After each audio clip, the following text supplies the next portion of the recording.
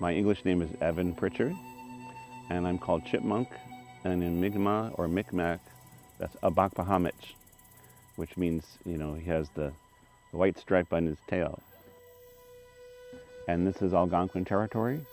I'm the director of a Center for Algonquin Culture, and I lecture, I give talks, I'm a historian. I've been writing since I was little, but I've written 70 books about Native Americans. In my books, I try to reconstruct the old geographies and culture and belief.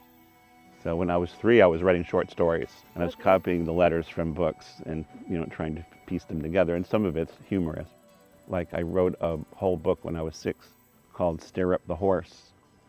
And so I knew I wanted to be a writer, and my aunt gave me a golden pen and said, this is good luck, with this pen. When I was 30, then I drove to Canada and met a medicine man who was, we call him Grandfather Turtle, and he really changed my life and got me on the, a spiritual path of our ancestors and taught me the language and taught me the customs and the ceremonies and everything.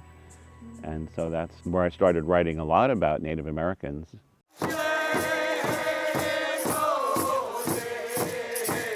And I have a lot of music too. I have a project called Tribal Harmony. I organized a lot of concerts, maybe 50 concerts. In my concerts, I use a lot of traditional drumming songs, so I try to bring all that back and make sure it doesn't fade away. Yeah, I studied at Juilliard. So I studied with David Leo Diamond, who was our foremost composer at that time. And I met Albert Schnitke, who was a famous Russian composer. To meet Schnitke, I had dinner with Albert Schnitke. This is New York State, and we're in the Hudson Valley, and we're at the edge of the Catskills. And we're between the Esopus River and the Rondout, and it's Esopus-Muncie territory. Tribal people, like indigenous people, Native Americans, coming together to do music together, with all of them doing their own thing, but together.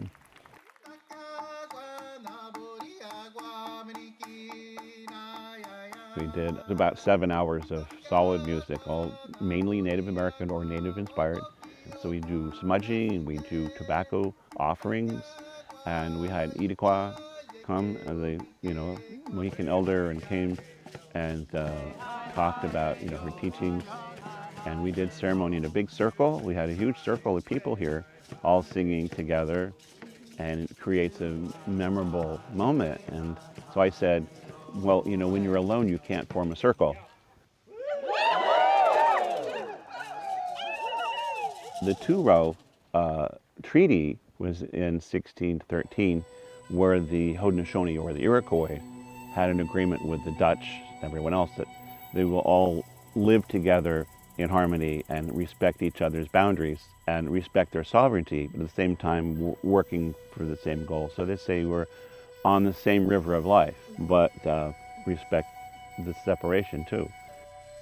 We all need to kind of not invade other people's spaces, their boats, take over their boats. People do this a lot for whatever reason, especially now. It's like, well, I can do that better than you. I'm going to take this from you, and I'm going to show you.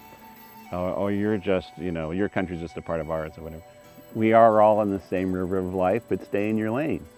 And so I believe in that very strongly.